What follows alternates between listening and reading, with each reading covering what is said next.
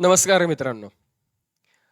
आता आपण आहोत 12व्या चॅप्टरमध्ये आणि विषय आहे web camera based video recording. आपल्या कम्प्युटरला आपण वेब कॅमेरा जोडलेला आहे आणि त्या वेब कॅमेऱ्यावरती आधारित आपल्याला व्हिडिओ निर्मिती करायची आहे.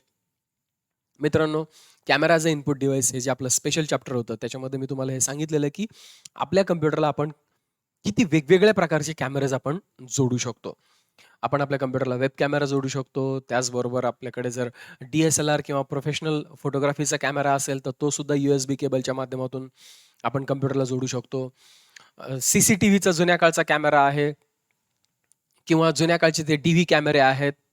येस, त्याचं जे व्हिडिओ आउटपुट आहे, त्याचं कॅप्चर कार्ड वापरून सुद्धा आपण आपला तो जो कॅमेरा आहे, तो कॅमेरा आपण कम्प्युटरला जोडू शकतो. त्याचबरोबर प्रोफेशनल कॅमेरेज जे आहेत, जे लग्नासाठी वापरले जातात, जे सीरियल्सच्या शूटसाठी टीव्ही लाईनमध्ये जे वापरले जातात, असे प्रोफेशनल कॅमेरे सुद्धा आपण आपल्या कम्प्युटरला जोडू शकतो. काय उपयोग होतो या कॅमेऱ्याचा? लक्षात घ्या, OBS हे ब्रॉडकास्टिंगचं सॉफ्टवेअर आहे. हे फक्त ब्रॉडकास्टच करत नाही किंवा व्हिडिओ रेकॉर्डच करत नाही, तर ते हे व्हिडिओ मिक्सिंगचं काम पण करतं. येस, म्हणजे समजा तुम्ही तुमच्या कम्प्युटरला 4 कॅमेरे जोडलेले आहेत. 4 कॅमेरे याच्यासाठी की तुम्ही प्रेझेंटेशनला 2 व्यक्ती आहात. एक कॅमेरा तुमच्यावरती आहे आणि दुसरा कॅमेरा दुसऱ्या व्यक्तीवरती आहे. येस. अर्थात हे 4 कॅमेरे कोणत्याही पद्धतीचे असू शकतात. मोबाईलचा सुद्धा कॅमेरा आपण बघितलं, की मोबाईलचा कॅमेरा सुद्धा ॲज अ वेब कॅमेरा म्हणून तुम्ही वापरू शकतात. कुठल्याही प्रकारचे पैकी हे 4 कॅमेरे जे आहेत ते म्हणजे असं काही नाही, की सगळे कॅमेरे एकाच धाटणीतले हवेत, एकाच फॉर्मॅटमधले हवेत. एक कॅमेरा एका फॉर्मॅटचा, दुसरा कॅमेरा दुसऱ्या फॉर्मॅटचा असं सुद्धा मित्रांनो असू शकतं. येस, 4 कॅमेरेज आपण आपल्या कम्प्युटरला जोडलेले आहेत. त्यापैकी एक कॅमेरा तुम्ही स्वतःवर आहे, दुसरा कॅमेरा तुमच्या जो को-होस्ट आहे, दुसरी व्यक्ती तुमच्याशी बोलणारी आहे, तिच्यावर दुसरा कॅमेरा तुम्ही लावलेला आहे. तिसरा कॅमेरा जो आहे तो तुम्ही तुमच्या पेपरवर काहीतरी तुम्ही लिहिणार आहात. तो वरच्या बाजूने तुम्ही टॉप अँगलनी तो पेपरवर सेट केलेला आहे. जे तुमचं पेपरचं शूटिंग आहे, ते तो कॅमेरा तो करतोय. आणि चौथा कॅमेरा तुमचा जो को-होस्ट आहे, जी सेकंड व्यक्ती आहे, ती काही मॉडेल दाखवणार आहे. ती लिहिणार नाहीये आणि त्या मॉडेलचं शूटिंग करण्यासाठी खास त्यावरती तो कॅमेरा जो आहे तो फोकस केलेला आहे. असे 4 कॅमेरे तुम्ही तुमच्या कम्प्युटरला जोडलेले आहेत. आणि मी तुम्हाला हे बोललो होतो, की तुम्ही टेक्निकली कितीही कॅमेरेज तुमच्या कम्प्युटरवर जोडू शकतात. हे कशावर डिपेंड आहे? आपल्या कम्प्युटरची क्षमता, आपला प्रोसेसर किती आहे, रॅम किती आहे आणि आपला कम्प्युटर काय परफॉर्म करतो आणि किती इनपुट्स तो घेऊ शकतो. OBSमध्ये तसे काहीच प्रॉब्लेम नाही. OBSचं स्वतःचं असं काहीच लिमिट नाही. तुम्ही कितीही कॅमेराज ॲज अ इनपुट म्हणून तुम्ही घेऊ शकता. तुमच्या कम्प्युटरचं जेवढी ताकद असेल, तेवढं तो मिक्सिंग करू शकतो. ही OBSची खासियत आहे. आता मिक्सिंग तो कसं करणार किंवा तुम्ही कसं मिक्सिंग करून घेणार OBSच्या माध्यमातून? जेव्हा तुम्हाला बोलायचंय कॅमेरासमोर, तेव्हा तुम्ही दिसणार. जेव्हा तुमचा को-होस्ट बोलतोय, येस, ती को-टीचर आहेत, ते पण बोलतायत, त्यावेळेस ते दिसणार. ज्यावेळेस तुम्हाला पेपरवरचं दाखवायचं तेव्हा पेपरवरचं दिसणार. जेव्हा तुम्हाला काही मॉडेल्स दाखवायचे आहेत, म्हणजे चौथा कॅमेरा ज्याच्यावरती फोकसला आहे, ती गोष्ट जी आहे ती तुम्ही स्विच करू शकणार. येस, तुम्हाला असं वाटतंय की नाही मला 2 कॅमेरे एकाच वेळेस दाखवायचे आहेत. येस, 2 कॅमेरे तुम्ही एकाच वेळेस दाखवू शकता. तुम्हाला असं वाटतंय PIP करायचंय, म्हणजे तुम्ही आहात आणि तुमच्या पाठीमागे दुसऱ्या कॅमेऱ्याचे कंटेंट तुमच्या पाठीमागे येणार आहेत. म्हणजे जे तुम्ही पेपरवर लिहितायत ते कंटेंट एक्झॅक्टली तुमच्या पाठीमागे तुम्हाला दाखवायचे आहेत. येस, असं सुद्धा मिक्सिंग होऊ शकतं. किंवा 2 व्यक्ती बोलतायत, दोघांचे 2 कॅमेरेज आहेत आणि मॉडेल पण दाखवलं जातंय.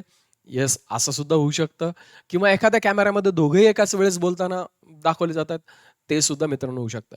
लक्षात घ्या, टीव्हीवरचे जे कार्यक्रम आपण पाहतो, उदाहरणार्थ हॅलो डॉक्टर सारखा प्रोग्राम असेल, की ज्याच्यामध्ये PPTचे स्लाईड शो पण दाखवले जातात. त्याच्यानंतर एक व्यक्ती इंटरव्ह्यू घेणारी असते, एक व्यक्ती इंटरव्ह्यू देणारी असते. तर अशा वेळेस तिथे जी होस्ट असते, त्या होस्टवरती एक कॅमेरा असतो. जी गेस्ट असते, त्या गेस्टवरती एक कॅमेरा असतो. जे PPTचं प्रेझेंटेशन दाखवलेलं जात असतं, तर त्या PPT प्रेझेंटेशनवरती कॅमेरा असतो. अर्थात तिथे PPT प्रेझेंटेशनसाठी कॅमेरा वापरला जातो. पण इथे आपण डायरेक्ट स्क्रीनचंच रेकॉर्डिंग करू शकतो. त्याच्यामुळे तिथे कॅमेरा वापरायची गरज नाही. तिसरा कॅमेरा जो असतो, तो दोघांसाठी एकाच वेळेस दोघंही फुल फ्रेममध्ये म्हणजे वाईड अँगलमध्ये तो कॅमेरा लावलेला असतो, ज्याच्यामध्ये दोघंही एकाच वेळेस दिसतात.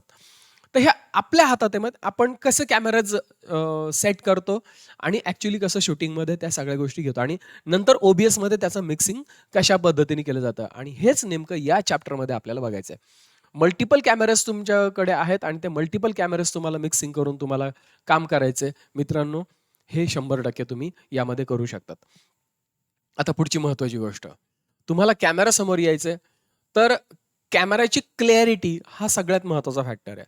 म्हणजे जेवढं तुम्ही कॅमेऱ्यावरती इन्व्हेस्ट करताल, अर्थात ते जाणून बुजून म्हणजे प्रॉपर त्याची माहिती घेऊन इन्व्हेस्ट करताल, तेवढी तुम्हाला कॅमेराची क्लॅरिटी ही बेस्ट मिळते. म्हणजे न माहिती तुम्ही असं पण होऊ शकतं, की एखादा महागडा कॅमेरा तुम्ही घेऊन आलात आणि त्याची क्लॅरिटी काही तेवढी नाहीये, असं पण होऊ शकतं.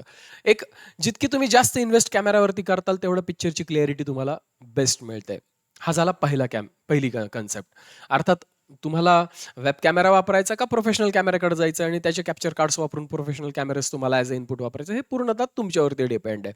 पण कॅमेराची क्लॅरिटी ही कॅमेरावरती सगळ्यात पहिला फॅक्टर आहे, तो म्हणजे कॅमेरा. तो जितका क्वालिटीचा असेल, तेवढी तुमची पिक्चर क्लॅरिटी तुम्हाला बेस्ट मिळते. हा झाला पहिला फॅक्टर. दुसरा अतिशय महत्वाचा फॅक्टर आहे, कॅमेरा हा शूटिंग करणारा असतो, लक्षात घ्या. बाकी आपण इमेजेस जे आहेत ते इमेजेस नेटवरून घेतलेले असतात, त्याच्या क्लिअरिटीचा काही प्रॉब्लेम नसतो. रिझोल्यूशन ही कन्सेप्ट तुम्ही समजून घेतली. डिस्प्ले कॅप्चर असतं, त्या डिस्प्ले कॅप्चरिंग होतं, त्याच्या क्लिअरिटीचा काही संबंध येत नाही. तो ओबियस जसं तुमचं रिझोल्यूशन आहे त्या क्लिअरिटीला तो घेऊन टाकतो. त्याच्यानंतर तुम्ही व्हाईट बोर्डचे सॉफ्टवेअर वापरतायत, येस, ते पण जसेचे तसे येतात. व्हिडिओज तुम्ही वापरतायत, तर व्हिडिओज जसे व्हिडिओज असतील तसे व्हिडिओ ॲज अ इनपुट म्हणून येऊन जातात. पण कॅमेऱ्याची क्लिअरिटी ही कॅमेऱ्यावर तर त्याची लेन्स, त्याचा कॅमेरा, त्याची क्वालिटी यावर तर अवलंबून असतेच असते. पण त्याहीपेक्षा आणखी महत्त्वाचा एक फॅक्टर असतो, तो म्हणजे लाईट्स. आपल्याला असं वाटतं, की आपल्या घरातले लाईट्स आहेत. येस, आम्हाला दिसतंय ना प्रॉपर, आम्हाला काय प्रॉब्लेम नाही. आमच्या घरात लाईट भरपूर आहे. नाही. कॅमेराची जी लाईटची रिक्वायरमेंट असते, ती खूप मोठी असते. मग भले तो वेब कॅमेरा जरी असेल किंवा प्रोफेशनल कॅमेरा असेल. जितका महागडा तुमचा कॅमेरा असेल, तेवढी त्याची लाईट रिक्वायरमेंट वाढते, हे पहिलं लक्षात घ्या. म्हणजे भारीतला कॅमेरा घेतला म्हणून तो लो लाईटमध्ये शूट करू शकतो. येस. तुम्हाला असे पण काही कॅमेरेज तुम्हाला त्याच्या प्रोफाईल्समध्ये, त्याच्या डिटेल्समध्ये हे पण कळेल, की तो लो लाईटला काम करतो. पण जर लाईट जितका जास्त तुम्ही टाकताल, तेवढी क्रिस्टल क्लिअरिटी त्याच्यामध्ये मिळते. लाईट कमी व्हायला लागला तर टेक्निकली कॅमेरा काय करतो, त्याचा जो शटर जो आहे, म्हणजे एक चित्र घेण्यासाठी त्याचा जो वेळ लागतो, तुम्हाला हे माहिती की एक कॅमेरा एका सेकंदाला साधारणतः 25 ते 30 फोटो घेतो. येस. आता हे जे 25 ते 30 तो कॅमेरा जे फोटो घेतोय मित्रांनो, तर हे 25 ते 30 फोटो घेण्यासाठी, एक फोटो घेण्यासाठी त्याला किती वेळ लागतोय? येस. आता एक फोटो घेण्यासाठी तो जो वेळ खर्ची घालतोय एक फोटो घेण्यासाठी, तो डिपेंड असतो लाईटच्या इंटेन्सिटीवरती. लाईटची इंटेन्सिटी जेवढी जास्त असेल, तेवढा तो कमी क्षणामध्ये तो फोटो घेतो. मग कमी क्षणामध्ये फोटो घेतल्यामुळे होतंय काय, की तो आपण हात हलवतोय. येस. तर हात हलवत असताना म्हणजे इथं हात आहे आणि इथे आहे. ह्या मधल्या ज्या स्टेप्स आहेत, त्या क्रिस्टल क्लिअर मिळतात. म्हणजे त्याला कमी वेळामध्ये तो फोटो घेता येतो. पण जर समजा तुमचा लाईट कमी आहे, तर लाईट कमी आहे तर काय करावं लागेल, त्याला फोटो घ्यायला वेळ लागेल. कारण ते तेवढं चित्र त्याच्यापर्यंत पोहोचत नाहीये. लाईट घेण्यासाठी तो काय करतो, त्याचा शटर स्पीड जो आहे तो शटर स्पीड बदलतो आणि जास्त वेळ ते चित्र आतमध्ये घ्यायचा प्रयत्न करतो. मग जास्त वेळ आतमध्ये घेतल्यामुळे काय होतं, जे पहिले इथं फ्रेम आहे, हात इथे आहे. येस. तर हात इथे असताना ज्यावेळेस तो या पोझिशनला येतो, मूव्हिंग पोझिशनला येतो, तर हे मूव्हिंग पोझिशन ॲक्च्युअली कॅप्चर करण्यासाठी तो जास्त वेळ त्याचं शटर उघडं ठेवतो. येस, जास्त वेळ लागतो कॅप्चरला. त्याच्यामुळे हा हात इथं क्रिस्टल क्लिअर न मिळता इथे ब्लर मिळतो. हा जो मोशन आहे, त्या ह्या मोशनमध्ये ब्लर ब्लर तयार होतो आणि हा जो ब्लर आहे, त्याचा चित्रावरती परिणाम असा होतो, की चित्र त्याच्यामुळे धूसर होतं. बऱ्याच वेळा तुम्ही पाहिलं असेल, की लो लाईटमध्ये आपलं शूटिंग म्हणजे कॅमेरा स्थिर ठेवलेला आहे आणि कॅमेरा स्थिर ठेवल्यानंतर काहीच हालचाल नाहीये, तर अशा वेळेस तुम्हाला चित्र एकदम शार्प दिसतं. असं वाटतं, की अरे वाह! किती आपला कॅमेरा क्लॅरिटी देतोय. पण तुम्ही काय करायचं, लाईट कमी असताना त्याच्यासमोर असा हात जो आहे तो हलवून पाहायचा. हात हलवून पाहिल्यानंतर लक्षात येतं, की हा हात हलत असताना किती प्रमाणामध्ये आपल्याला त्याच्यात मोशन्स मिळतात. किती असा त्याच्यामध्ये असा घोस्टिंग इफेक्ट त्याला म्हणतात किंवा त्याला टेक्निकली भाषेमध्ये त्याला मोशन ब्लर म्हणतात. लाईट कमी झाला तर मोशन ब्लर वाढतो. धुसरपणा जो आहे चित्रातला तो धुसरपणा वाढायला सुरुवात होते. येस, कशामुळे? कारण त्याने खूप वेळ त्याचा शटर जो आहे तो उघडा ठेवलेला असतो आणि ज्यावेळेस आपण हलत असतो त्यावेळेस इथे पण चित्र, हे पण चित्र त्याला मिळतं आणि हे पण चित्र त्याला मिळतं. मग त्याच्यामुळे तो डोळा 2 जागेवरती किंवा केस 2 जागेवरती दिसतात आणि त्याच्यामुळे त्या चित्रामध्ये जे शार्पनेस आहे तो शार्पनेस तिथे मेंटेन होत नाही. म्हणजे पुढची महत्त्वाची गोष्ट लाईट्स. आता लाईट्स किती हवेत? तसं तर मी रिकमेंड करताना सांगतो की कमीत कमी LED जर बल्ब वापरत असाल तर एक या बाजूने, या बाजूने 20 वॅटचा LED बल्ब आणि या बाजूने तुमचा 20 वॅटचा जो आहे तो 20 वॅटचा बल्ब या बाजूने, आणि केसांवरती वरच्या टॉप लाईटमध्ये 20 वॅटचा, म्हणजे 60 वॅट ही मिनिमम रिक्वायरमेंट आहे जर तुम्हाला ॲटलिस्ट क्वालिटी शूट घ्यायचं. तसं तर बरेच जण अक्षरशः 10 वॅट आणि 20 वॅटच्या बल्बमध्ये घरामध्ये कुठेतरी लावलेले असतात, कोपऱ्यामध्ये लावलेले असतात आणि त्याच्यावरती शूटिंग करतात आणि ते म्हणतात आमचं ओके येते. ॲक्च्युली ओके वाटत असतं डोळ्याला, पण जेव्हा तुम्ही खऱ्या लाईट्स टाकताल, येस, त्यावेळेस तुम्हाला जाणवतं की येस, चित्रामध्ये खरोखरच किती फरक पडतोय. आपण काहीच कंपॅरिझन न करता आपल्या हातामध्ये जेव्हा एखादी गोष्ट येते त्यावेळी ती आपल्याला चांगलीच वाटते. पण त्याचसारखी जेव्हा दुसरी गोष्ट हातामध्ये येते तेव्हा आपण ती कंपॅरिझन करतो आणि आपल्याला क्वालिटीमधला खरा फरक कळतो. येस, मिनिमम ॲटलिस्ट 20-20 वॅटचे 60 वॅटचा लाईट तरी तुमच्याकडे पाहिजे. त्यापैकी 2 20 वॅटचे जे लाईट्स आहेत ते चेहऱ्यावर समोरून येतील आणि एक 20 वॅटचा लाईट आहे तो तुमच्यावरती डोक्यावरतून येईल. येस. आता तुम्हाला कॅमेरासमोर डायरेक्ट यायचंय, तुम्हाला क्रोमा करायचा नाहीये, तर अशा वेळेस 20 वॅट 20-20-20 60 वॅट तुमच्यासाठी इनफ आहेत. पण जर समजा तुम्हाला क्रोमा करायचा आहे, जसं पाठीमागच्या बाजूला क्रोमाचा कर्टन तुम्हाला दिसतोय, तर क्रोमा करायचा असेल तर ॲटलिस्ट एक 100 वॅटचा डिफ्युज्ड लाईट जो स्टुडिओमध्ये वापरतात त्याला डिफ्यूज लाईट म्हणतात. म्हणजे त्याच्यापुढे एक तर अंब्रेला असतो किंवा त्याच्यापुढे एक पांढरा फिल्टर असतो. LED बल्ब मुळातच स्वतः डिफ्यूज आहे, तो काही पॉइंट लाईट नाहीये. पण तरी पण त्याला जितकं जास्त डिफ्यूज करता येईल, म्हणजे लाईटला जेवढं विखुरता येईल तेवढी त्याची सावली जी आहे मित्रांनो ती कमीत कमी पडते. आणि सावली कमीत कमी पडली तर त्या क्रोमा रिमूव्ह करण्यासाठी त्याचा बेनिफिट मिळतो. येस, तुमच्याकडे क्रोमा जर तुम्हाला करायचा असेल तर आता तुम्ही म्हणताल भूषण सर तुमच्या तर इथे क्रोमा जो आहे तो क्रोमा कसा केलेला आहे, इथं चुकलेला आहे, मुद्दाम चुकीचं तुम्हाला दाखवतोय. काय चुकलेलं इथे? माझ्या एक्झॅक्ट डोक्याच्या पाठीमागे तुम्हाला जागा ब्राईट दिसेल, ब्राईटनेस वाढलेला आहे. त्याच्यानंतर इथे जी डावी बाजू आहे ही बाजू, येस, इथे जो आहे तो ब्राईटनेस तुम्हाला कमी दिसेल. येस, हा भाग जो आहे तो ब्राईटनेसचा कमी आहे, याचा अर्थ लाईट इथे कमी पडतोय. ओके. त्याच्यानंतर आणखी काय झालेलं आहे, लाईटमध्ये इथे तुम्हाला अंधार जाणवतोय बघा. म्हणजे लाईट जो आहे तो लाईट ऍक्च्युली जो सरळ पाहिजे होता, समोरून पाहिजे होता, म्हणजे कॅमेऱ्याच्या बाजूनी पाहिजे होता माझ्या समोर, तर तो लाईट थोडा तिरपा गेलेला आहे. तर आता अंधार जाणवत असेल बघा, आता माझ्या चेहऱ्यावर अंधार जाणवतोय बघा. म्हणजे ऍक्च्युली माझा जो लाईट आहे तो ह्या दिशेमध्ये, ह्या दिशेत, ह्या हाताच्या पलीकडच्या बाजूला आहे. तर लाईट या दिशेने येतोय, तोच लाईट थोडा या दिशेने जर आला असता, या दिशेने, तर माझे हे फिलअप्स झाले असते आणि हा जो पार्ट आहे हा ब्राईट झाला असता, डोळ्यांच्या तिथला तो ब्राईट झाला असता आणि चेहरा आणखीन जास्त उठून दिसला असता. तर लाईट जितका तुमचा लख्खा असेल तेवढं आपलं पिक्चर क्लॅरिटी चांगली येईल. पण क्रोमा करायचा असेल तर आपल्यावर तर लाईट गरजेचा आहेच आहे. येस, चेहऱ्यावर गरजेचा असतो, तुम्हाला हे पण सांगितले, केसांवर पण गरजेचा असतो. हा जो केसांवरचा लाईट आहे, इथे हातांवरती येणारा हा जो लाईट आहे, हा एक तुमच्यात आणि तुमच्या भिंतीमध्ये एक 3D इफेक्ट तयार करतो. येस, तुमच्या पाठीमागे जी काही तुमचं बॅकग्राऊंड आहे त्याच्यामध्ये एक तुमच्यात आणि त्याच्यात अंतर आहे, त्या गोष्टी फ्लॅटन झालेल्या नाहीयेत, हे त्या लाईटचं काम असतं. आणि एक उठावदार 3D इमेज तयार करण्याचं काम हे लाईट करतात मित्रांनो.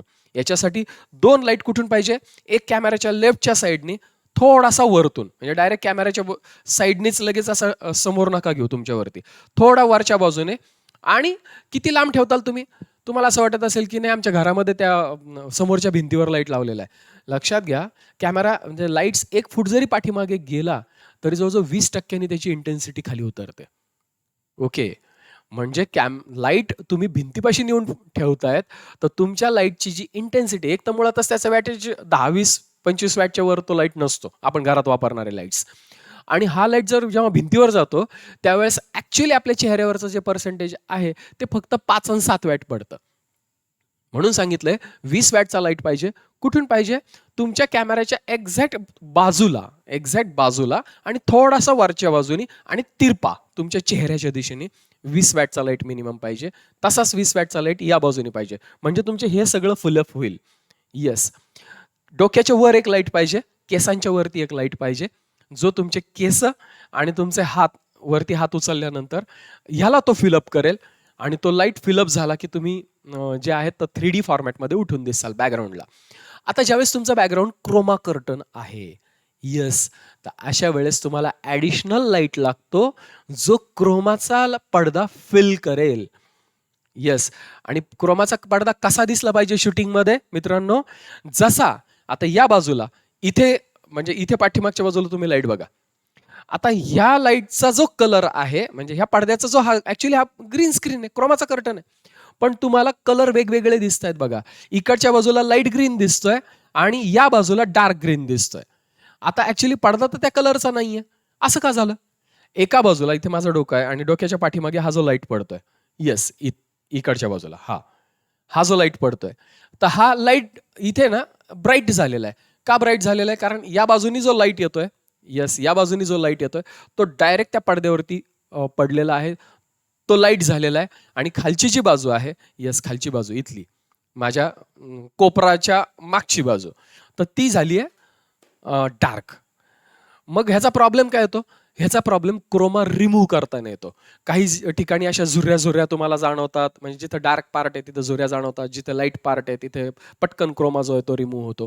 म्हणजे क्रोमा कर्टन जर तुम्हाला क्रोमा जर रिमूव्ह करायचा असेल तर लाईट हा फॅक्टर आहे. अर्थात कॅमेऱ्याची क्वालिटी हा पण फॅक्टर आहे. म्हणजे कॅमेरा एकदमच लो क्वालिटीचा जर असेल आणि लाईट तुम्ही किती भारी टाकले तर इथे जे आहे तर केसांमध्ये तुम्हाला इथे पॅचेस जाणवतील, असं फ्लिकर जाणवलं केसांमध्ये, किंवा इथे इथे कॉर्नरवरती तुम्हाला फ्लिकर जाणवेल. जर कॅमेऱ्याची क्वालिटी लो असेल तर 100% हा फ्लिकर जो आहे तो जाणवतो. कॅमेरा क्वालिटीचा असेल तर कॅमेरा क्वालिटी आहे, लाईट तुम्ही परफेक्ट टाकलेला आहे, तुमचा क्रोमा जो आहे तो परफेक्ट होतो. आणि क्रोमाचा पडदा, येस, कुठलाही पडदा तुम्ही लावताल आणि म्हणताल झाला पाहिजे, असं होणार नाही. काही जण तर असे म्हणतात की सर आमच्या पाठीमागे तर आम्ही तर बॅकग्राऊंड काही पण चालेल आणि ते रिमूव्ह करता येतं का? काही जण असं म्हणतात की सॉफ्टवेअर थ्रू आमच्या पाठीमागे क्रोमाचा पडदा लावता येतो का? नाही, हे सॉफ्टवेअर नाहीये क्रोमाचा कर्टन. हे ऍक्च्युली पडदा आहे, हा ऍक्च्युली कर्टन आहे. येस, हा ऍक्च्युली पडदा आहे, हा ऍक्च्युली कर्टन आहे. हे नीट समजून घ्या. आणि हा कर्टन तुम्हाला पाठीमागे पूर्ण स्ट्रेच करून लावायचं आहे. चारी बाजू ज्या आहेत त्या पूर्ण स्ट्रेच करायच्यात. कोरे सरांचा या संदर्भात व्हिडिओ आहे की तुम्ही तो स्ट्रेच करून कसा लावायचा आहे. फक्त आता टेक्निकल ही गोष्ट समजून घ्या. कर्टनवरती लाईट फुल पाहिजे, तुमच्या चेहऱ्यावर लाईट फुल पाहिजे आणि तुमच्या केसांवरती पण वरतून लाईट पाहिजे. तर शूटिंग जे आहे ते शूटिंग प्रॉपर येतं. आता महत्वाची गोष्ट पुढची, ती म्हणजे ड्रेसिंग. ज्या पद्धतीने मी आता हा ड्रेस घातलेला आहे, मुद्दाम हा ड्रेस घातला तुम्हाला हे दाखवण्यासाठी. लाईन्सवाले जे ड्रेसिंग आहेत, ज्याच्यामध्ये लाईन्स असतात, तर असं ड्रेसिंग करायचं नाही. शक्यतो प्लेन कलरचे ड्रेस वापरायचे, किंवा लाईन्स असतील तर त्या ब्रॉड लाईन्स पाहिजे, चेक्स असतील तर ब्रॉड चेक्स पाहिजे. छोटे चेक्स असलेले ड्रेसिंग सुद्धा करायचं नाही. लाईन्सवाले जर तुम्ही जर ड्रेसिंग केलं तर तुम्हाला जाणवतं असं एक वेगळाच फ्लिकर जाणवतं या ड्रेसमध्ये तुम्हाला. येस, तर ह्यासाठी या पद्धतीचं ड्रेसिंग करायचं नाही. प्लेन ड्रेसिंग तुमचे चालतील, प्लेन कलर चालतील शूटिंगमध्ये. त्याचबरोबर डार्क मधले कलर चालतील आणि चेक्स किंवा लाइनिंग्स असतील तर ब्रॉड मधल्या चालतील. बारीक चेक्स आणि बारीक लाईनचे ड्रेसिंग्स वापरायचे नाही, कारण त्याच्यामध्ये असं झिगझॅग, याला झिगझॅग म्हणतात, आणि तो सगळं शूटिंग जे आहे ते सगळं झिगझॅग सारखं होऊन जातं. येस. आता पुढची महत्वाची गोष्ट, कॅमेरा तुम्ही सेट करतात. तुमच्या लॅपटॉपला कॅमेरा असेल, तो जो तुमचा क्वालिटी असेल, ओके, चालेल, काय हरकत नाही. तुम्ही वेब कॅमेरा लावतायत आणि वेब कॅमेरा लावल्यानंतर तुम्ही तो कुठेतरी अडकवतायत आणि त्याच्या पद्धतीने शूटिंग करतायत. तुम्ही मोबाईलचा कॅमेरा वापरतायत तर त्याला तुम्ही काहीतरी प्रयोग केला आणि तो कॅमेरा लावला. आता पुढची महत्वाची गोष्ट आहे मित्रांनो, ती म्हणजे अँगल. कसा अँगल पाहिजे तुमच्या कॅमेराचा आणि तुम्ही कॅमेऱ्यात कसे दिसले पाहिजेत. तर कॅमेऱ्यामध्ये आपण ऍटलिस्ट आता ऍक्च्युली मी जे दिसतोय, येस, माझ्या छातीच्या खालचा थोडासा पार्ट दिसतोय. ऍक्च्युली आपण जेवढे मॅक्झिमम दिसू म्हणजे आपले दोन्ही हात, येस, या पद्धतीने दोन्ही हात आणि केसाच्या वरती थोडी जागा, केसाच्या वरती थोडी जागा ऍक्च्युली थोडासा चुकलेला. ऍक्च्युली हा कॅमेरा थोडा पाठीमागे पाहिजे होता. येस, आणखी मागे नेतो मी याला. पण आता मागे नेला तर माझा क्रोमाचा पडदा जो आहे तो आउट जातोय. येस, मग हेच तर स्किल आहे कॅमेरा ऍडजस्ट करण्याचं, की जेणेकरून तुम्ही कॅमेरा अशा पद्धतीने ऍडजस्ट करताल की त्याच्यामध्ये तुम्ही दिसताना प्रॉपर दिसतायत, तुम्हाला प्रॉपर एक्सपोजर मिळतंय कॅमेऱ्यासमोर. म्हणजे तुमचे बॉडी लँग्वेज जी आहे, अक्षरशः हात आपण काय लगेच असे पूर्ण आडवे हात करत नाहीत.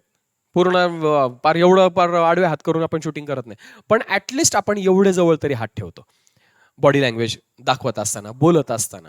मग आपले जे हात आहेत, आपली बॉडी लँग्वेज, आपला चेहरा, पुढे येताना आपण किती पुढे येतो, मग त्यावेळेस हे केस आपले कट होत आहेत का, मागे जाताना आपण किती मागे जातो, म्हणजे साधारणतः आपण एका जागेवर जर बसलेलो असो तर आपण किती पुढे येतोय, किती मागे येतोय, किती हात आपण इकडे नेतोय, किती हात आपण इकडे नेतोय, आणि त्याच्यानंतर खाली दाखवतायत. नाही तर मी खाली, तुम्ही बोलतायत, आता मी तर हाताची बॉडी लँग्वेज माझी प्रॉपर चालू आहे, पण हे सगळं कट होत आहे. येस, तर त्यासाठी आपली हाताची नॉर्मल पोझिशन काय, आता ऍक्च्युली ही वर येते, थोडी खाली पाहिजे, ऍक्च्युली थोडी खाली पाहिजे. येस, किती खाली गेली पाहिजे, साधारणतः एवढी तरी खाली गेली पाहिजे. येस, एवढी तरी खाली आली पाहिजे, हे लक्षात घ्या. म्हणजे कॅमेरा जो आहे तो अशा पद्धतीने तुम्हाला ऍडजस्ट करायचा आहे की त्यामध्ये आपली पूर्ण बॉडी लँग्वेज त्याच्यामध्ये येणं गरजेचं आहे. येस, बरेच जण काय करतात, एवढा एवढाच कॅमेरा लावतात, एवढाच, आणि त्यात त्याला छोटं करून टाकतात कोपऱ्यामध्ये व्हिडिओ मेकिंगमध्ये. विद्यार्थ्यांना हेच कळत नाही की आपण काय बोलतोय आणि आपली बॉडी लँग्वेज काय आहे. लक्षात घ्या, विद्यार्थ्यांना किंवा व्हिडिओमध्ये विद्यार्थ्यांना खिळून ठेवण्यासाठी जसा आपला आवाज महत्वाचा असतो, तसे आपले डोळे पण महत्वाचे असतात, आपल्या चेहऱ्यावरचे एक्सप्रेशन्स पण महत्वाचे असतात, आणि आपले हात, बॉडी लँग्वेज मधले हात जे आहेत ते हात सुद्धा तितकेच तितकेच तितकेच महत्वाचे असतात. मग त्यासाठी आपण कॅमेरामध्ये फुल फ्रेम येणं, येस, म्हणजे तुम्ही पूर्ण पार पायापासून केसापर्यंत आले पाहिजेत असं काही नाही, पण ऍक्च्युली बॉडी लँग्वेज मधला सगळा महत्वाचा पार्ट जो आहे तो कमरेच्या वरती सुरू होतो. म्हणजे पूर्ण हात जे आहेत, हे हात हा त्यातला महत्वाचा फॅक्टर आहे. मग तो तुमचा शूटिंगमध्ये प्रॉपर येणं गरजेचं आहे. पुढची महत्वाची गोष्ट आहे, हा झाला कॅमेरा. कॅमेरा लावत असताना बरेच जण चुकतात. येस, कॅमेरा काय करतात, कॅमेरा तिरपा लावतात. आता एक कॅमेराची लेन्स म्हणून समजा फक्त हे वेब कॅमेरा, हा वेब कॅमेरा असं समजा, किंवा हा प्रोफेशनल कॅमेरा आहे, किंवा हा मोबाईलचा कॅमेरा आहे. तर कॅमेरा तिरपा लावतात. लॅपटॉपचं आपलं झाकण असतं, त्यात कॅमेरा असतो, तर लॅपटॉपचं झाकण तिरपं करतात. येस, काय होतं त्यांनी, तुम्ही तिरपा केलात तर तुमचा चेहरा असा तिरपा होऊन जातो. आपली बॉडीचं फिजिक्स जे आहे ना, ते फिजिक्स तिरपं होऊन जातं. त्याच्यासाठी कॅमेरा कुठे पाहिजे, तर जर तुम्ही एवढं घेणार असाल स्वतःला, म्हणजे साधारण ही हाईट, येस, ही हाईट ती ही हाईट, या रेंजमध्ये जर तुम्ही घेणार असाल स्वतःला, येस, येते लक्षात, एवढ्या रेंजमध्ये घेणार असाल तर ह्याचा सेंटर पॉईंट कुठे येतो, इथे येतो. आणि आपल्या शरीराचा left to right centre point काय आहे, हा. मग ह्या नाकाच्या एक्झॅक्ट सरळ रेषेमध्ये कॅमेऱ्याची लेन्स पाहिजे, नाकाच्या एक्झॅक्ट सरळ रेषेमध्ये. तुम्ही थोडा कॅमेरा जर वर उचलत असाल तर दोन डोळ्यांच्या मध्ये तुमचा जे बरोबर जो आहे, दोन डोळ्यांची मधला सेंटर जो येतो त्या लेवलला तुमचा कॅमेऱ्याची जी लेन्स आहे तर त्या लेवलला ती पाहिजे. आणि जर समजा तुम्ही कमरेपर्यंत खाली चाललेले आहात शूटिंगमध्ये, तर आता कंबर आणि हे डोक्याच्या वरचा भाग जो जेवढा तुम्ही कव्हर करतायत तो, आता ह्याचा सेंटर पॉईंट काय येईल मित्रांनो, ह्याचा सेंटर पॉईंट इथे येईल. मग तुमची कॅमेऱ्याची लेन्स कुठे येईल मित्रांनो, या सरळ रेषेमध्ये येईल. समजते मला काय म्हणायचंय, खाली जेवढा पार्ट येतोय, यस, जेवढं शूटिंग येतंय, आता इथे येतंय किंवा तुमचं ह्याच्यापेक्षा जास्त येऊ शकतं, हात तुमचा खाली पण जाऊ शकतो. तुम्ही कॅमेरा कुठे लावतायत, तर कुठे लावत असताना त्याची खालची बाजू, येस, जेवढं खालची भाग येते, वरचा भाग जेवढा येतोय त्याचा सेंटर पॉईंट काढायचा. म्हणजे अक्षरशः तुम्ही फुटपट्टी लावली तरीही चालेल. जेवढं तुम्ही ॲक्युरेट कॅमेरा लावताल ना, तेवढी स्वतःचं प्रेझेंटेशन पॉवरफुल शूटिंगमध्ये येतं मित्रांनो, लक्षात घ्या. आपण काय करतो, आपण या गोष्टीचा विचारच करत नाही. बरेच जण तर अक्षरशः काय करतात की कॅमेरा असा समोर नसतो आणि मागे खिडकी असते, खिडकीचा लाईट एवढा येतो, चेहरा पूर्ण काळा पडून जातो. येस, मी तुम्हाला याच्या आधी पण खूप वेळा सांगितलंय की मागची बाजू जी आहे ती प्लेन एका कलरची पाहिजे, आणि मागच्या बाजूनी अजिबात लाईट आला नाही पाहिजे. लाईट जो आहे तो सगळा लाईट तुमच्या कॅमेऱ्याच्या दिशेने तुमच्यावरती किंवा तुमच्या बॅकग्राऊंडवरती पडला पाहिजे. मागच्या बाजूने लाईटचा सोर्स आला रे आला, चेहरा काळा पडलाच म्हणून समजा, किती फरक पडतो लक्षात घ्या. आता हा लाईट सुरू झालाय, आता हा लाईट सुरू झाल्यानंतर, अर्थ हा लाईट ऍक्च्युली एवढ्या टाकलेल्या लाईटच्या मानाने तो लाईट काहीच नाहीये, पण हा जर लाईट आणखीन ब्राईट केला, हा जितका जास्त ब्राईट होत जाईल तेवढा चेहरा काळा पडेल. आता थोडा लाईट पुढे आणतो मी, येस, आता जसा लक्षात घ्या लाईट समोरून आला तर चेहऱ्याची जी क्वालिटी आहे ती चेहऱ्याची क्वालिटी डंप होती मित्रांनो, एवढं लक्षात घ्या. येस. त्यासाठी ही गोष्ट समजून घ्या. लाईट समोरच्या बाजूनी पाहिजे. तुमचं फ्रेमिंग परफेक्ट पाहिजे. कॅमेरा अजिबात तिरपा नको. येस, बरेच जण सांगतात, बरेच जण हात कॅमेरा अशा पद्धतीने आपण फ्रेम मध्ये बसत नाही, मग काय करतात, कॅमेराला तिरपं करतात. असं तरी तिरपं करतात, नाही तर असं तरी तिरपं करतात. नाही, एक वेळ तुमचं ऍडजस्टमेंट करायला अर्धा तास गेला तरी चालेल. येस, कारण व्हिडिओ जो तयार होणार आहे तो लॉंग लास्टिंग असणार आहे. त्याच्यासाठी ह्याच्यावरती थोडी मेहनत द्यायची. तुमच्या लॅपटॉपवरती असा विचार करा की तुमच्या लॅपटॉपचं जी एज आहे ती खाली येते, त्याच्यावर तुम्ही वेब कॅमेरा लावतायत किंवा मॉनिटरवरती वेब कॅमेरा लावतायत किंवा तुम्ही खुर्चीमध्ये खाली जातायत, बरोबर. तर अशा वेळेस तुम्ही कॅमेरा लावत असताना तो खाली जातो आणि तुमच्याकडे काही पर्यायच नाहीये. नाही, काहीही करा, स्टँड वापरा किंवा आपली स्केल घ्या, त्या स्केलला रबर बँडनी तुमचा कॅमेरा लावा आणि खाली एखाद्या डब्यामध्ये पॅक करा. काही करा, काही करा, पण कॅमेरा जो आहे, कॅमेरा तुम्हाला 100% तुमच्या जमिनीला, कारण आपण आपण कसे उभे असतो, आपण जमिनीला एक्झॅक्ट 90 डिग्रीमध्ये असतो. आपण कधी असे तिरपे होत नाही किंवा आपण असे कधी तिरपे होत नाही. आपण एक्झॅक्ट आपल्या जमिनीला 90 डिग्रीमध्ये असतो. मग आपण 90 डिग्रीमध्ये आहोत, तर कॅमेरा तिरपा करायचा नाही. कॅमेरा एक्झॅक्टली 90 डिग्रीमध्येच पाहिजे. मग त्यासाठी तुम्हाला कॅमेरा वर घ्यावा लागला, कॅमेरा खाली घ्यावा लागला, कॅमेरा उजवीकडे, कॅमेरा डावीकडे चालेल, पण कॅमेरा तिरपा मात्र करायचा नाही. मग कॅमेरा वर घ्यावा लागतोय, तुमचं जे स्टँड आहे ते खालीच राहतंय, मग त्याच्या खाली तरी लावा काहीतरी, 4 पुस्तकं त्याच्या खाली ठेवा. तुमच्या लॅपटॉपचा कॅमेरा असा होतोय की लॅपटॉपचा कॅमेरा खाली येतोय आणि ते तुम्ही फ्रेममध्ये येत नाहीत बरोबर कॅमेरा 90 डिग्रीमध्ये लावल्यानंतर, तर त्याच्या खाली काहीतरी बॉक्स लावा, त्याच्या खाली काहीतरी बॉक्स ठेवा, त्याची लॅपटॉपची जी हाईट आहे ती हाईट वाढवा आणि त्याला त्या रेंजमध्ये घ्या, तरच आपली फ्रेम जी मित्रांनो ती फ्रेम परफेक्ट मिळते. यस, ही सगळ्यात महत्वाची गोष्ट आहे. क्रोमा जर पाठीमागे करायचा नसेल तर मागचं जे बॅकग्राऊंड आहे ते प्लेन पाहिजे. आपल्या घरामध्ये अशी जागा तयार करा की जिथे भिंती, किती जागा लागते आपल्याला, एक 4x6 म्हणजे 4x6 ची भिंत लागते फक्त. म्हणजे वेब कॅमेरामध्ये जर तुम्ही येणार असाल आणि तुम्हाला क्रोमा करायचा नाहीये, तर क्रोमा करायचा नाहीये तर मागची भिंत जी आहे तर ती प्लेन पाहिजे. मग आता तुम्ही म्हणताल आमच्या घरची कलर वेगळेच आहे, ती प्लेन नाहीये, त्याच्यावरती काहीतरी कलरचं आहे. काही नाही, मार्केटमध्ये जा आणि डार्क कलरचे कार्डशीट्स आणा. डार्क कलरचे, ब्राऊन कलरचे चालतील, ग्रे कलरचे चालतील, ब्लॅक आणू नका. ब्लॅकनी काय होतं, आपलं केस आणि ब्लॅक पाठीमागचा तो जो कागद आहे ते मॅच होऊन जातात आणि त्याच्यामुळे तिथे प्रॉपर जो आहे तो प्रॉपर फील जो आहे तो 3D फील तिथे येत नाही. काय करा, डार्क मधली कुठलीही शेड चालेल. डार्क मध्ये डार्क ब्ल्यू चालेल, डार्क ब्राऊन चालेल, डार्क ग्रे म्हणजे ग्रे मधली शेड चालेल आणि ते कार्डशीट जे आहेत, मोठे मोठे कार्डशीट्स टिक्सोनी पाठीमागे लावून टाका आणि त्याच्यामध्ये काही आणखीन काही टायटल्स वगैरे लावता आले, स्वतःच्या काही लोगोज वगैरे तुम्हाला डायरेक्टली तुम्हाला फिक्स करता आले तर तसे सुद्धा बॅकग्राऊंड चालतील. एखादं म्हणजे प्लेन भिंतीला साधं कर्टन जरी लावता आलं, म्हणजे डायरेक्ट आपण जसं खिडकीला कर्टन लावतो अगदी तसंच भिंतीला कर्टन लावून टाकायचं. येस, आणि कर्टन मग ते भले ते डिझाईनचं असेल तरी चालेल, डार्क कलर मधलं फक्त लक्षात ठेवा, डार्क कलर मधलं कर्टन वापरलं, क्रोमा करायचं नसेल तर. आणि बेस्ट वे, क्रोमा जर करणार असाल तर सरळ क्रोमाचा कर्टन जो आहे तो कोरेसरना लगेच ऑर्डर करायची आणि क्रोमा कर्टन जो आहे तो भिंतीला स्ट्रेच करून पूर्ण लावायचा.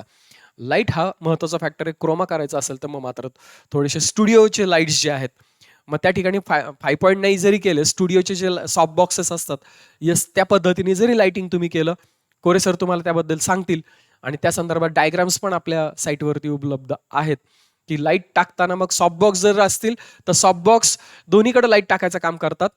ते तुमच्या पडद्यावर पण लाईट टाकतील आणि तुमच्या चेहऱ्यावर पण लाईट टाकतील. 2 सॉफ्ट बॉक्सेस जे आहेत स्टुडिओचे, साधारण 100-100, 100-125 वॅटचे 2 सॉफ्ट बॉक्सेस तुम्ही स्वतःवरती लावायचे.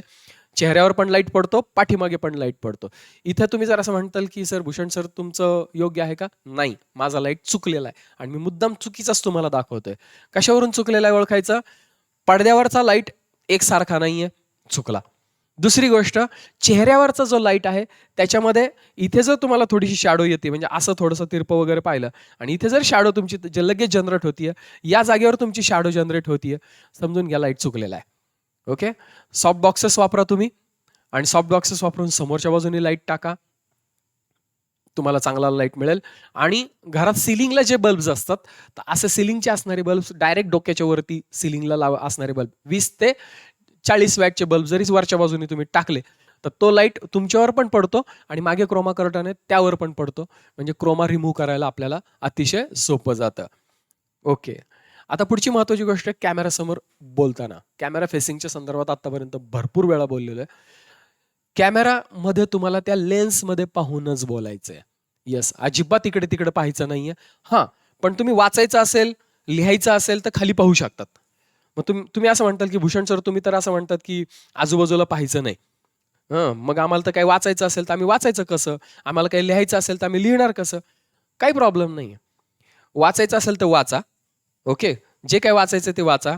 जे काही लिहायचं असेल ते खाली लिहा.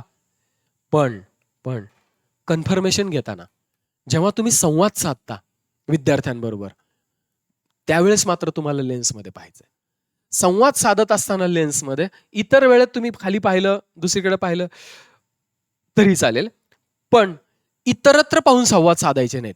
म्हणजे दुसरीकडे पाहतायत तुम्ही.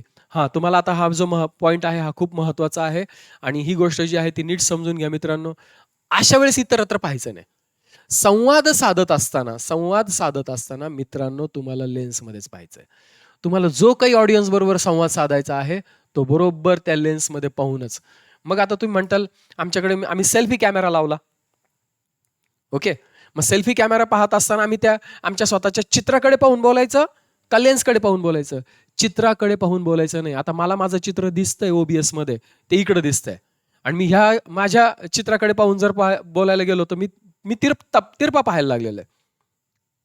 मला OBS मध्ये माझं चित्र दिसतंय. माझा कॅमेरा कसा येतोय तो. मग मी जर तिकडे पाहून बोलायला लागलो, तर पहा ना, तो ऑडियन्सचा सगळा अटेन्शन जे ते गेलं ना सगळं. ह्या कॅमेऱ्यामध्ये, मोबाईलच्या कॅमेऱ्यामध्ये तुम्हाला जर इथेच तुमचं स्वतःचं चित्र दिसत असेल, स्वतःचं शूटिंग दिसत असेल, तर बरेच जण इथं गफलत करतात. इथे पाहून बोलायला सुरुवात करतात. इथे स्क्रीनवर पाहतात स्वतःला आणि आपण तिथे कसं दिसतोय ना, आपण हे केव्हा पाहायचं असतं? एकदा फक्त पाहून घ्यायचं, की माझे हात कुठपर्यंत जातायत, मी वरती येतोय का, खालचं किती दिसतंय, एकदा पाहून घ्यायचं बस. आणि एकदा तुम्ही पाहून घेतलं, की एकदा त्याच्याकडे पाहून घेतलं, की त्याच्यानंतर जो काही बोलायचं ते त्या लेन्समध्ये पाहून बोलायचं. सेल्फी वापरत असाल तर याचा जो कॅमेरा असेल, जिथं तुमचा कॅमेरा फक्त तुम्ही बोट लावून एकदा चेक करा, की तुमचा कॅमेरा नेमका कोणता आहे. कारण बऱ्याच जणांना असे 2-3 डॉट्स असतात. तर जो कॅमेरा असेल त्यातला, येस, त्याच्याकडेच पाहून बोलायचं. त्याच्याकडेच पाहून बोलायचं. तरच ऑडियन्सला असं वाटतं, की ही व्यक्ती जी आहे ती आमच्याशी बोलतीये. येस. आणि आता महत्त्वाची गोष्ट आहे ती म्हणजे आवाज.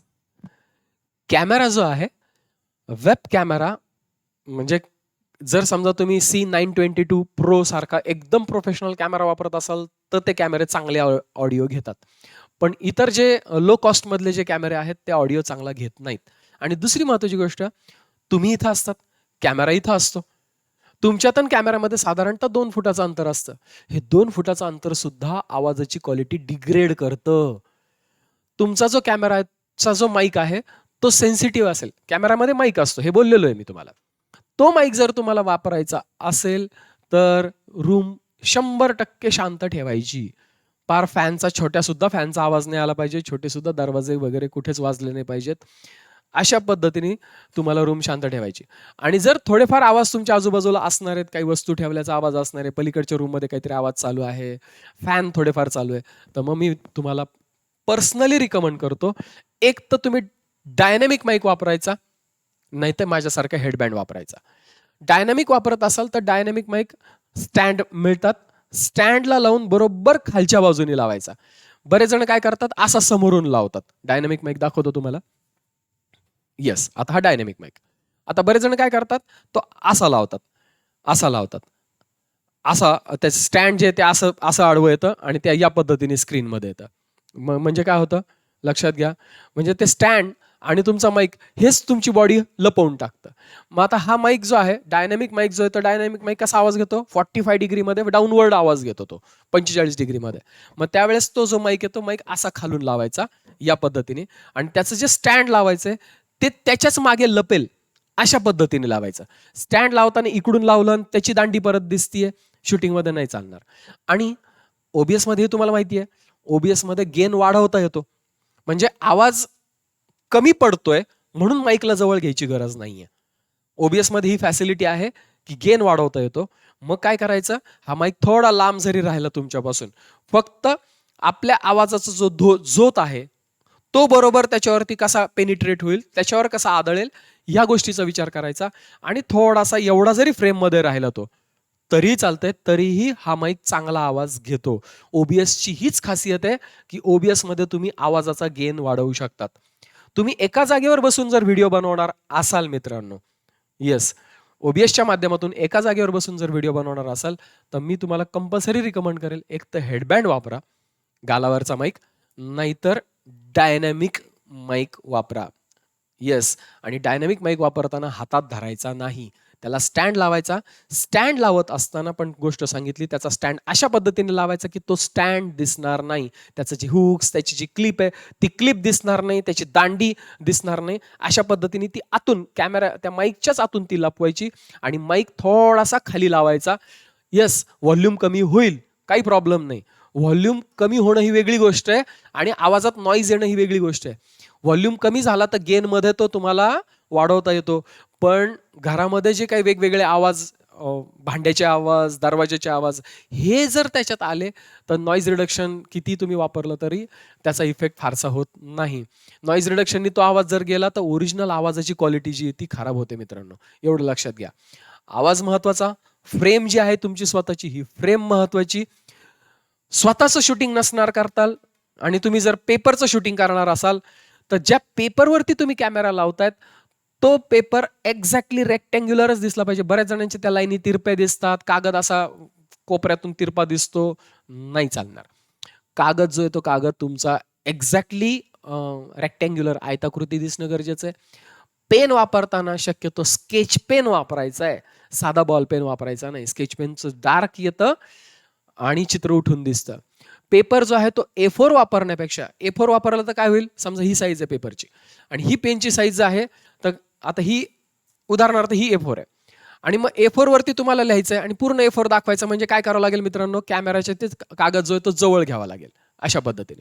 मग अशा वेळेस जवळ घ्यायचं म्हटल्यानंतर इथं तुमचा हात येईल आणि हातानेच खूप गोष्टी त्याच्या लपल्या जातील. तेच जर तुम्ही कागद वापरताना A3 वापरला तर कॅमेरा तुम्हाला थोडा वर लावता येईल कागदापासून आणि तिथं हाताचा जो आकार आहे तो हाताचा आकार कमी होईल, म्हणजे तुमच्या हाताखाली अक्षर जे आहेत ते कमी लपतील. हाताने लिहित असताना बऱ्याच वेळा हाताखालीच, आपल्या बोटांखालीच अक्षर लपून जातात, हे लक्षात घ्या. तर त्यासाठी पेपर A3 वापरा किंवा मोठं शीट वापरा. पेन स्केच पेन वापरा डार्क कलरचे, जेणेकरून तुमचे शब्द जे आहेत ते उठून दिसतील.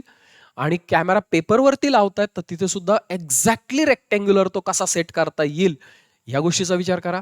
पेपर घेतायत तर पेपरवर पण लाईट तुमचा परफेक्ट येतोय का. तुम्ही फळ्याचं शूटिंग करतायत, सेपरेट तुम्ही फळ्यावरती कॅमेरा लावलाय, तर फळा वापरताना सुद्धा जर फळा त्या ठिकाणी तुम्ही हा वापरू शकलात ब्लॅक कलरचा आणि त्याच्यावर पांढऱ्या खडूनी लिहिलं तर ते जास्त उठावदार दिसतं. तुम्ही व्हाईट कलरचा सनमायका जो असतो ना, व्हाईट बोर्ड जर वापरला सनमायकाचा आणि त्यावेळेस आपण मार्करनी लिहितो, तर ब्ल्यू मार्कर बरेच जण वापरतात आणि ब्ल्यू मार्करचा कलर तेवढा उठून दिसत नाही. बऱ्याच वेळा पेनची शाई थोडीशी संपलेली असते, कमी असते, तर ते शब्द उठून दिसत नाही. व्हाईट बोर्ड वापरायचा असेल तर व्हाईट बोर्ड मॅट फिनिशिंगचा वापरायचा. येस, ग्लॉसी फिनिशिंगचा जर व्हाईट बोर्ड वापरला तर तिथे लाईटचे रिफ्लेक्शन्स, कारण लाईट शिवाय तर शूटिंग होत नाही, लाईट आला की लाईटचे रिफ्लेक्शन्स येतात. मग मॅट फिनिशिंगचा जर तुमच्याकडे व्हाईट बोर्ड मिळत असेल ज्याच्यात रिफ्लेक्शन्स कमी येतील, तो व्हाईट बोर्ड वापरा किंवा सरळ सरळ ब्लॅक बोर्ड वापरा. आणि शूटिंगमध्ये ब्लॅक बोर्ड आणि लिखाण ह्याच्याशिवाय काहीच येणार नाही, या गोष्टीची काळजी घ्या. बरेच जण काय करतात, ब्लॅक बोर्ड लावताना उभा लावतात, कॅमेरा असतो आडवा, फळा लावलेला असतो उभा.